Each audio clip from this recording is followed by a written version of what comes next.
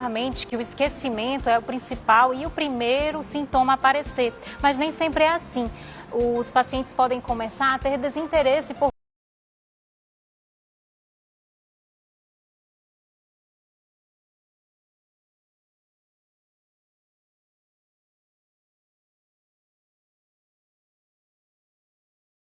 é muito cheio de besteira, ou fazer uma futebol.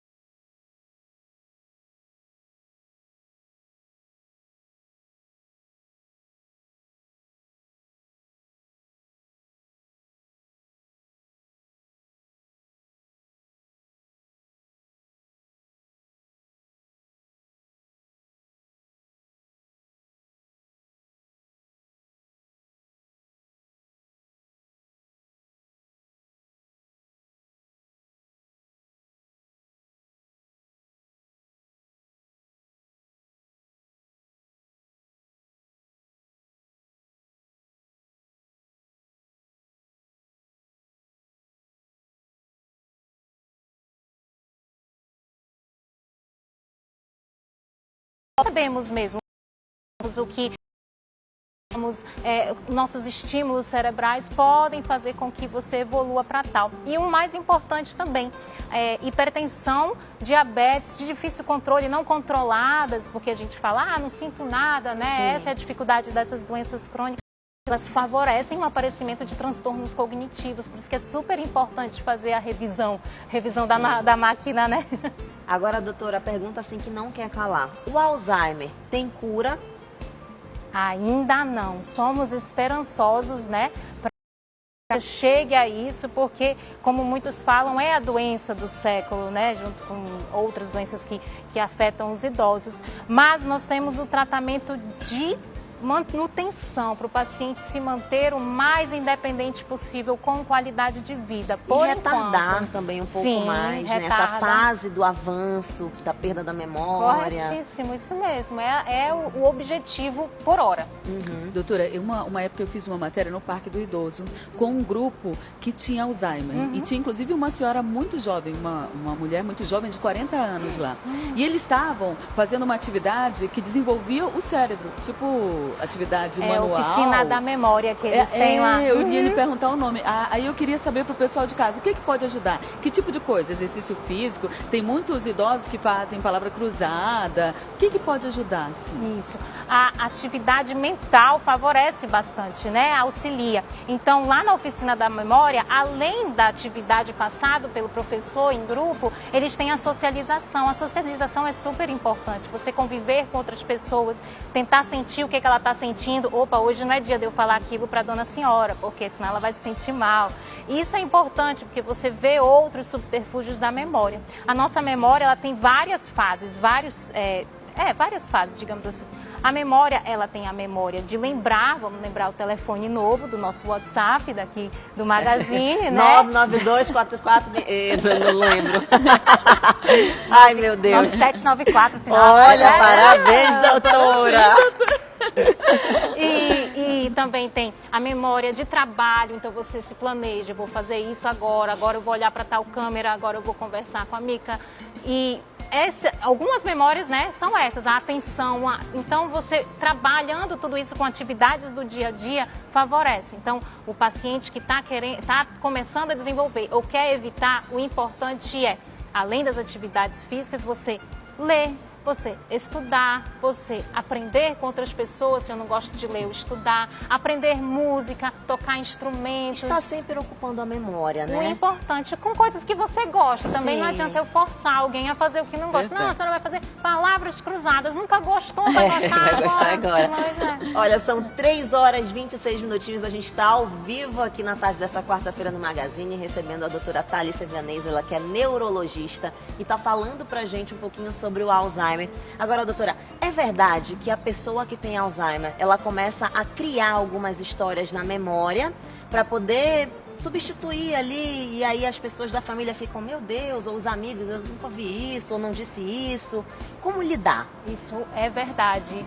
Infelizmente, muitos de nós não sabemos com isso. Como que o papai ou a mamãe inventou essa mentira? É uma confabulação. A mais comum é você achar que alguém está roubando o dinheiro dele, aí tem que guardar.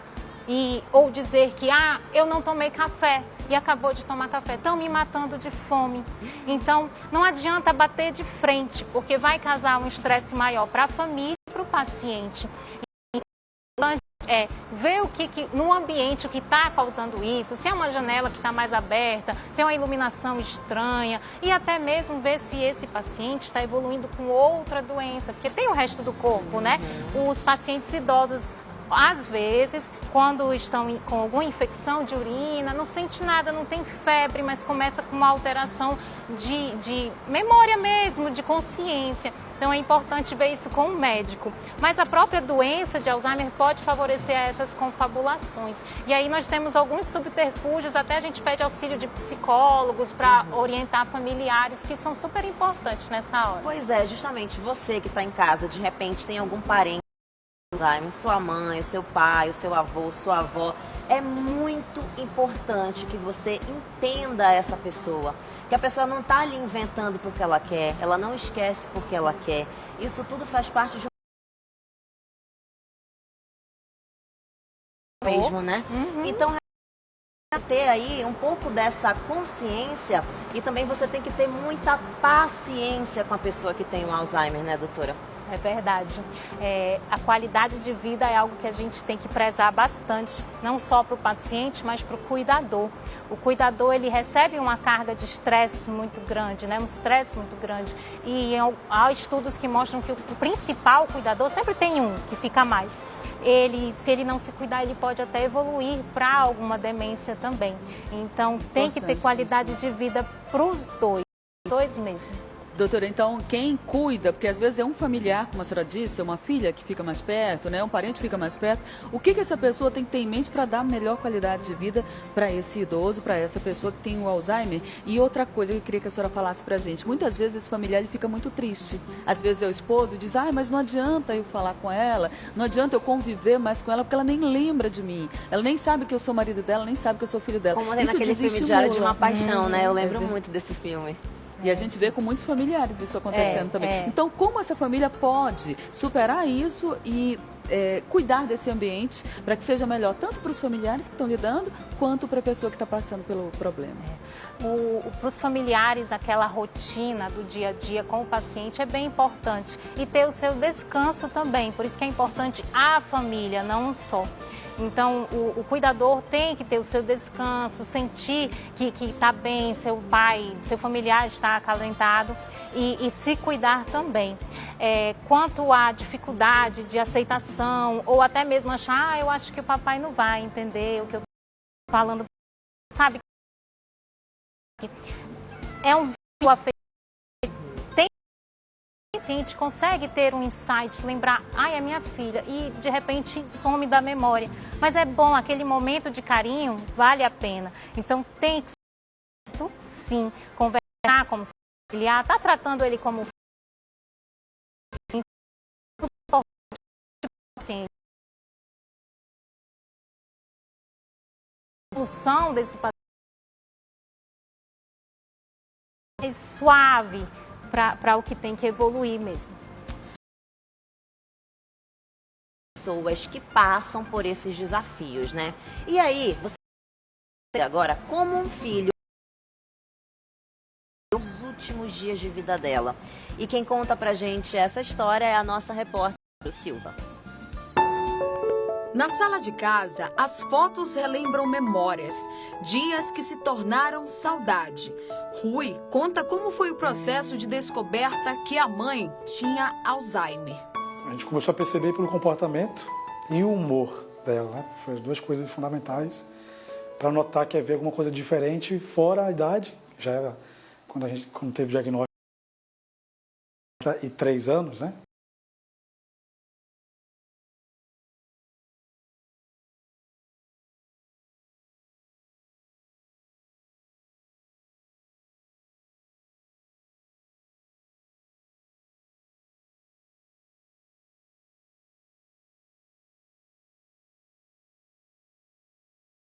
Veio o resultado. No primeiro momento, um impacto. Primeiro, a gente tem um impacto, né, inicial, porque a gente sabe que é uma doença que não tem cura e que é degenerativa. A gente vai perdendo a pessoa, o parente, né, o paciente, de forma muito gradativa. Aquilo que a gente chama até de luto antecipatório, né? A gente fala muito disso também. Em vida, a gente perde o paciente, porque com o tempo ele vai perdendo as funções motoras, né? Vai perdendo, vai ficando, vai saindo do nosso mundo e vivendo um mundo que é só dele. E para isso a gente precisa estar preparado, né? Para conviver com isso. Então a gente fica abalado, o mundo realmente assim, fica sem chão, né? Além de cuidar daquele paciente, a gente precisa buscar de imediato também uma ajuda, também eu mesmo precisei, o psicólogo, precisei fazer terapia, até hoje, né, faço. Precisei procurar um grupo de apoio para poder cuidar e também ser cuidado, né? O que mudou na rotina de vocês? Como foi essa questão de adaptação? Teve uma queda, né, que ela aqui mesmo em casa, e por causa da memória afetada, então tem muita coisa que ela não vai lembrando. Então, se a gente não tiver 24 horas vigiando, a gente não sabe se realmente foi uma queda, se não foi, se é invenção, se não é. Mas foi porque apareceu depois alguns hematomas, né? Depois a gente fez alguns exames e precisou comprar uma bengala, precisou deixar um espaço um pouco mais livre, fazer identificação, né? Nas gavetas, na cozinha, no fogão, no armário, tudo a gente escrevia justamente para não pegar e confundir os objetos. Porque tem uma fase da doença, ainda na inicial, que a pessoa, o paciente, ele acaba confundido, não sabendo o que ele está fazendo, o que ele está pegando. Uma preparação para a despedida. A cada dia, a família aprendia como amenizar a dor de uma perda inevitável. Já faz 1 ano e 5 meses que a dona Ivanilze partiu. Em vida, a família tentou aproveitá-la de todas as formas e o máximo possível. Hoje essa sala está calma, tranquila, mas antes da sua partida, aqui era um lugar de festa, de alegria e de amor.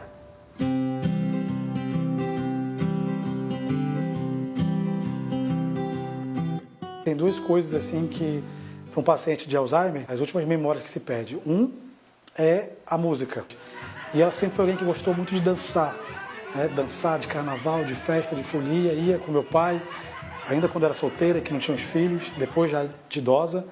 Volta ou outra, aqui na sala a gente pegava ela, né, interagindo com a televisão, com os programas, dançando, enfim.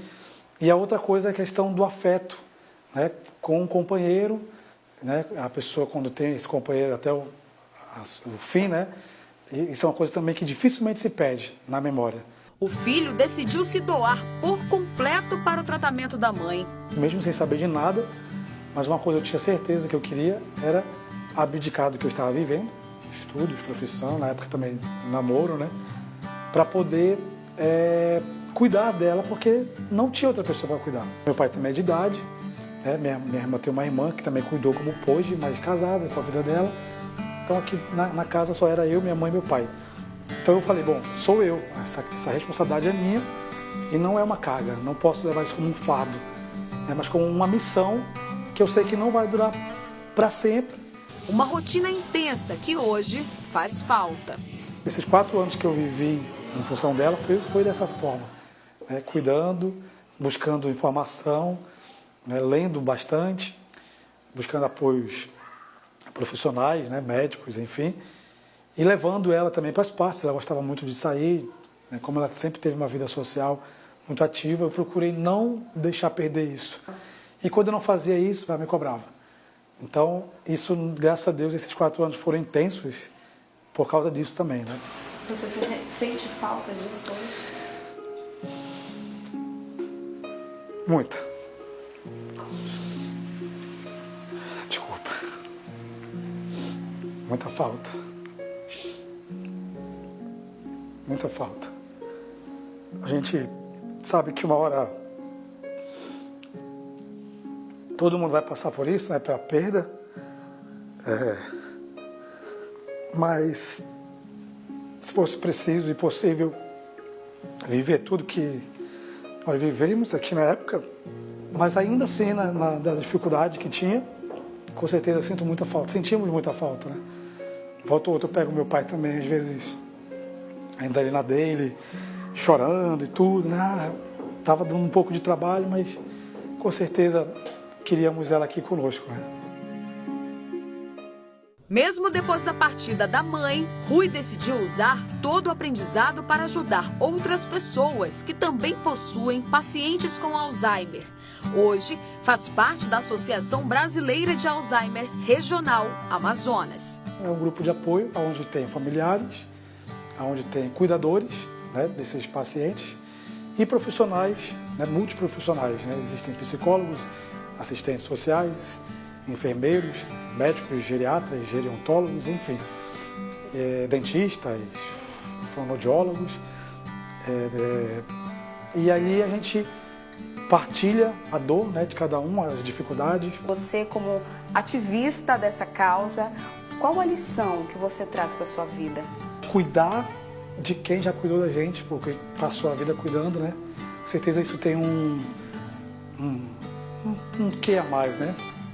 Com certeza não chegou nem aos pés do que ela fez por nós, né? Por mim, pela minha irmã. Esse é o primeiro ponto. Mas a lição que eu também levo, e hoje tentando, né, ajudar pessoas também que passam pela mesma situação, estão vivendo o mesmo dilema, né? É que a gente precisa também se cuidar. Estou falando isso para o cuidador, para o parente que tem alguém, e para a gente que futuramente pode ter ou não. Ninguém sabe. A Alzheimer não escolhe.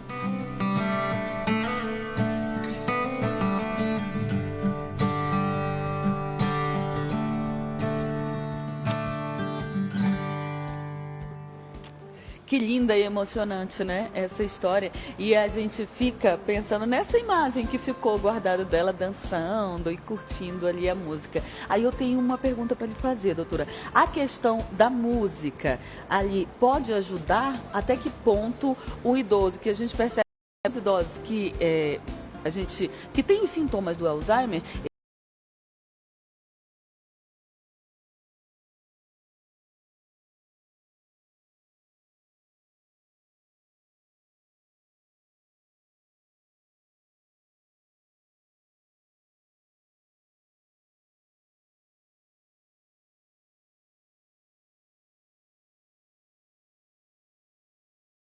física é distinta. A outra incentivar. A família fica feliz. Bom, sem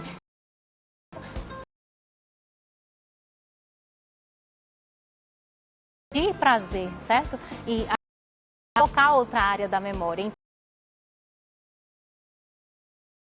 Os pacientes